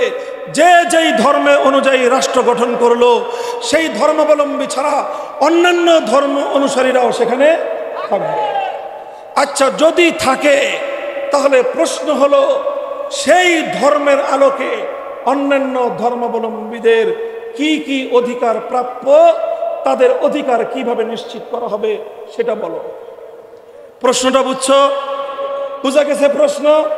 আবার ক্লিয়ার করছি, যে কোনো ধর্মাবলম্বীরা নিজ ধর্মের আলোকে রাষ্ট্র গঠন করলো সেই রাষ্ট্রে অন্য যত ধর্মাবলম্বীরা আছে সেই সকল ধর্মাবলম্বীদের কি কি অধিকার প্রাপ্য, তাদের অধিকারগুলো কিভাবে সংরক্ষিত হবে, তাদের কি কি দায়িত্ব, সেই দায়িত্বগুলো কিভাবে নিরূপিত হবে, এটা হলো প্রশ্ন। এই প্রশ্ন আমরা ইসলামকেও করব, এই প্রশ্ন আমরা হিন্দু ধর্মকেও করব, এই প্রশ্ন আমরা বৌদ্ধ, খ্রিস্ট, ইহুদি ধর্ম সবগুলো ধর্মকে করব, করব না এই প্রশ্ন আমরা করলাম। কথা পরিষ্কার? এবার এই প্রশ্নের জবাব হিন্দু ধর্মাবলম্বীদের কাছে আমি প্রথমে জিজ্ঞাসা করি, হিন্দু ধর্মাবলম্বীরা বলো, তোমার হিন্দু রাষ্ট্রের মধ্যে একজন মুসলিম সে যদি 5 ওয়াক্ত আল্লাহু আকবারের আজান দিয়ে নামাজ পড়তে চায়, তোমার হিন্দু ধর্ম একজন মুসলিমকে 5 ওয়াক্ত আজান দিয়ে নামাজ পড়বার পারমিশন দিবে কি দিবে না? তোমার ধর্মগ্রন্থের রেফারেন্স দিয়ে জবাব দাও। তোমার রাষ্ট্রে, হিন্দু ধর্মের রাষ্ট্রে একজন মুসলমান আল্লাহ প্রদত্ত অধিকার অনুযায়ী গরু জবাহ করে গরুর গোশত ভক্ষণ করতে চায়, তোমার ধর্ম হিন্দু রাষ্ট্র একজন মুসলমানকে গরুর গোশত খাওয়ার অধিকার দিবে কি দিবে না? জবাব দাও। তোমরা কি আমাদের কোন মুসলমান ভাইকে গরুর গোশত খাওয়ার অধিকার দিবা না শুধুমাত্র গরুর গোশত রাখার অপরাধে মুসলমানদেরকে আগুনে জ্বলন্ত পুড়িয়ে মারবা? জবাব দাও। তোমাদের দেশে, তোমাদের ধর্ম রাষ্ট্রে একজন মুসলমান গরুর গোশত খাইতে চাওয়ার অপরাধে তার গোটা বাড়িঘর জ্বালিয়ে সারখার করে দিবা না তাকে গরুর গোশত খাওয়ার অধিকার দিবা? জবাব দাও। অতঃপর জবাব দাও, তোমার রাষ্ট্রে মুসলমানরা যে মসজিদ গড়েছে, মুসলমানরা যে মসজিদ নির্মাণ করেছে, সেই মসজিদ নির্মিত হওয়ার পর সেই মসজিদের নিরাপত্তা কে দিবে বলো? জবাব দাও। হিন্দু রাষ্ট্র, হিন্দুত্ববাদী রাষ্ট্রে মুসলমানদের উপাসনালয়, মুসলমানদের সিজদাগাহ, মসজিদ সম্পর্কে তোমার ধর্ম কি বলে? ধর্মগ্রন্থ থেকে রেফারেন্স সহ জবাব দাও। মুহতারাম হাজিরিন, এভাবে একটার পরে একটা যদি আমি প্রশ্ন করতে থাকি, হিন্দু ধর্মাবলম্বীদের কাছে জবাব চাইতে থাকি, জবাব চাইতে থাকবো, হিন্দু ধর্মাবলম্বীদের কাছ থেকে জবাব পাওয়া তো দূরের কথা, কোনো রা শব্দ পাওয়া, টু শব্দ পাওয়া সম্ভব নয়। একই কথা খ্রিস্টানদের ব্যাপারে, জবাব দাও দুনিয়ার 200 কোটি খ্রিস্টান, তোমরা যদি তোমাদের খ্রিস্টান ধর্ম অনুযায়ী রাষ্ট্র গঠন করো, তোমার সেই খ্রিস্ট রাজ্যে আমার একজন মুসলিম মেয়ে হিজাব পরে বিশ্ববিদ্যালয়ে যেতে চায়, হিজাব পরবার অধিকার তোমরা তাকে দেবা কিনা? জবাব দাও। আমার একটা বোন, আমার একটা মেয়ে আল্লাহর ফরজ বিধান পর্দা করতে চায়, পর্দা করবার অধিকার তাকে দেবে কিনা বলো? আমার একজন মুসলিম বাবা তার 15 বছর বয়স্ক একটা মেয়েকে বিয়ে দিতে চায়, এবার বলো তোমরা সেই মুসলিম বাবা যে তার নিজের মেয়ের নিরাপত্তার জন্য 15 বছর বয়সে বিবাহ দিতে চায়, তোমরা তাকে হ্যান্ডকাপ পরায়ে আসামির কাঠগড়ায় দাঁড় করিয়ে তার জন্য তোমরা বিচারের ব্যবস্থা করবা, না সেই দায়িত্বশীল বাবার জন্য পুরস্কারের ব্যবস্থা করবা? জবাব দাও। জবাব নাই, জবাব নাই। সারা দুনিয়ার কোথাও তুমি জবাব পাবে না। পাল্টা প্রশ্ন করো আমার ইসলামের কাছে। যদি প্রশ্ন করো মুসলিম রাষ্ট্রে অমুসলিমের কি অধিকার, আমি বলবো আমার নবীর হাদিস, লাহুম মা লানা ওয়া আলাইহিম মা আলাইনা, আল খামরু লাহুম কাল খাল্লি লানা ওয়াল খিনজিরু লাহুম কাশশাতি লানা। আমরা বলবো তুকাতালু মিন ওয়ারাইহিম। আমার নবী বলবেন একজন হিন্দু নারীর ইজ্জতের হেফাজতের জন্য, একজন মুসলিম পুরুষের নারীর জীবনের নিরাপত্তা দেওয়ার জন্য প্রয়োজনে 200 কোটি মুসলমান জিহাদ করবে, লড়াই করবে। তার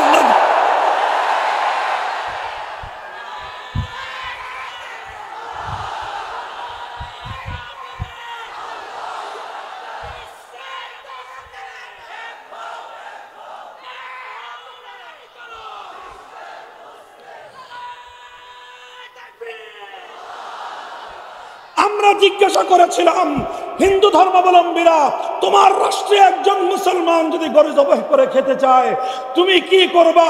জবাব মুখে দাও নাই, কাজে জবাব দিয়েছ। সে মুসলমানের জীবনের নিরাপত্তা থাকবে না। কোন মুসলমান যদি গরুর গোশত খেতে চায় তোমরা তাকে টুকরো টুকরো করে হত্যা করবে। কোন মুসলমান যদি গরুর গোশত খেতে চায় তার গোষ্ঠী শুদ্ধ আগুন দিয়ে পুড়িয়ে ছারখার করে দিবে। এই তো ছিল তোমাদের কার্যত জবাব। আমাদের কাছে প্রশ্ন করো, যদি একটি মুসলিম রাষ্ট্রে কোন হিন্দু, কোন খ্রিস্টান, কোন ইহুদি যদি শুকরের গোশত খেতে চায় ইসলাম কি বলে?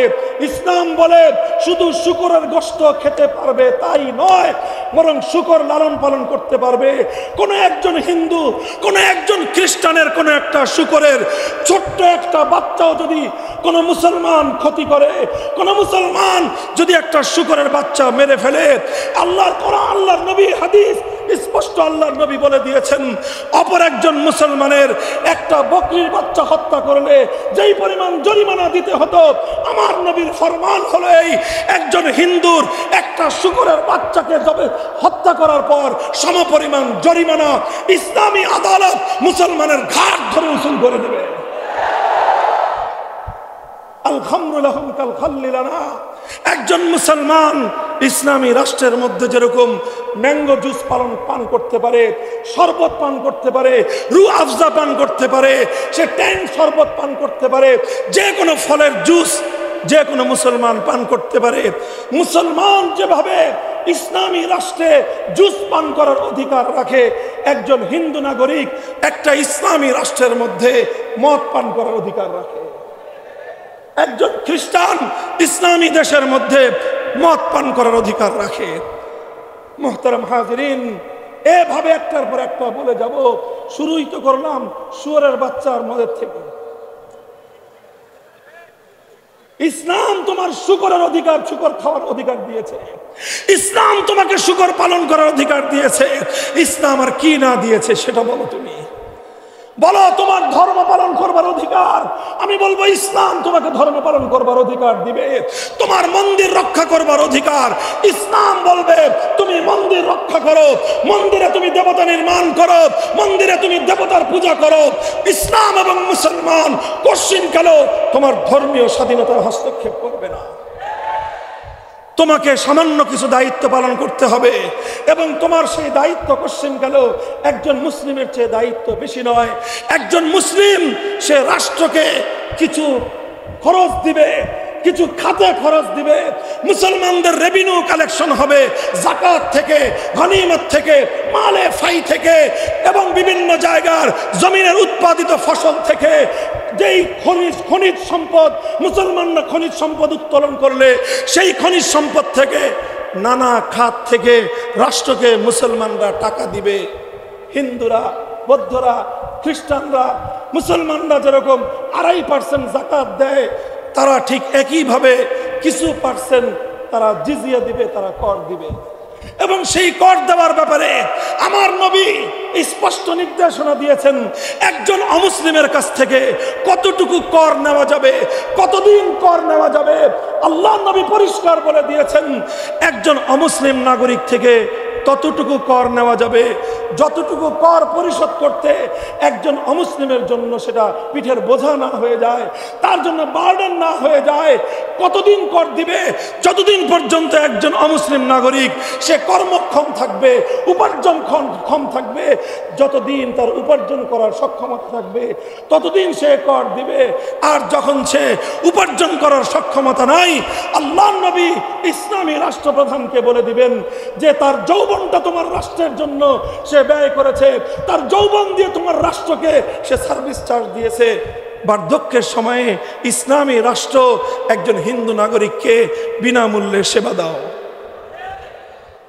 ইসলাম বলবে একজন অমুসলিম বৌদ্ধ নাগরিককে বিনামূল্যে সেবা দাও, একজন খ্রিস্টান বৃদ্ধ নাগরিককে সেবা দাও, এটাই বলবে ইসলাম। আলহামদুলিল্লাহ সুম্মা আলহামদুলিল্লাহ, ব্যর্থহীন ভাষায় আমরা বলতে পারি ইসলাম অনুযায়ী যদি আমরা রাষ্ট্র গঠন করি, সে রাষ্ট্রে শুধুমাত্র মুসলমানদের অধিকার নয়, সে রাষ্ট্রে যেমনি ভাবে মুসলমানদের অধিকার সংরক্ষিত থাকবে, অমুসলিমদের অধিকার তার চেয়ে বেশি সংরক্ষিত থাকবে। কি বললাম? তার চেয়ে আরে বেশি, তার চেয়ে মুসলিম রাষ্ট্রে, ইসলামী রাষ্ট্রে মুসলমানের চেয়ে অমুসলিমের অধিকার বেশি সংরক্ষিত থাকবে। তার কারণ মুসলিম রাষ্ট্র যদি মুসলমানদের অধিকার হরণ করে, সে বিষয়ে আল্লাহর কাছে মুসলমান নিজে বাদী হয়ে মামলা দায়ের করবে।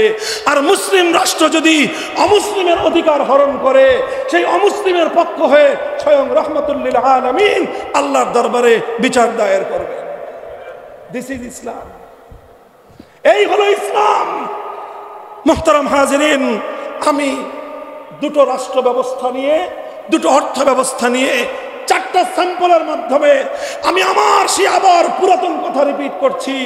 এই চারটা বিষয় শুধু নয়, মানব জীবন সংক্রান্ত যে কোনো গুরুত্বপূর্ণ প্রশ্নের সমাধান দিতে পারে একমাত্র ইসলাম। এই জন্য ইসলামই কেবল দাবি করতে পারে আমি যেহেতু দিতে পারবো, আমি যেহেতু দায়িত্ব নিতে সক্ষম, আমি যেহেতু নিরাপত্তা দিতে পারবো, আমি যেহেতু সারা দুনিয়ার মানুষকে সর্বশ্রেষ্ঠ ব্যবস্থা উপহার দিতে পারবো, এজন্য আমার পক্ষেই এই দাবি করা মানায়। আমরা রাষ্ট্র চাই, ইসলামী রাষ্ট্র চাই। আমরা একটাই রাষ্ট্র চাই, সেই রাষ্ট্রের নাম, আমরা রাষ্ট্র চাই, ইসলামী রাষ্ট্র চাই। কথা বলো, রাষ্ট্র চাই, বলো ইসলামী রাষ্ট্র চাই, রাষ্ট্র চাই, রাষ্ট্র চাই, রাষ্ট্র চাই, রাষ্ট্র চাই, ইসলামী রাষ্ট্র চাই, ইসলামী হুকুমত জিন্দাবাদ, জিন্দাবাদ, ইসলাম, ইসলাম, ইসলামী হুকুমত।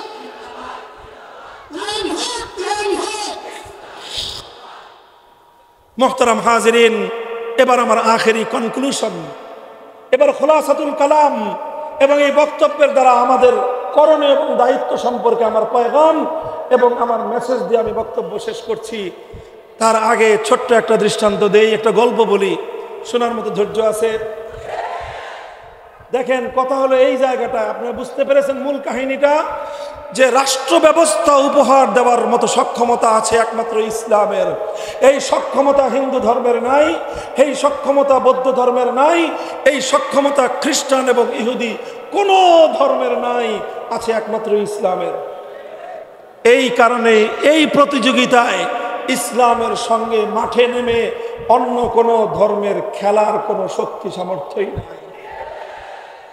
এখন যেহেতু ইসলামের সঙ্গে মোকাবেলা করবার মতো, প্রতিদ্বন্দ্বিতা করার মতো তাদের কাছে কোনো ব্যবস্থা নাই, এখন তারা একটা কূটকৌশলের আশ্রয় নিয়েছে। কি কৌশল? সবাই বলেন, কি কৌশল? কূটকৌশলের আশ্রয় নিয়েছে। কি কৌশল?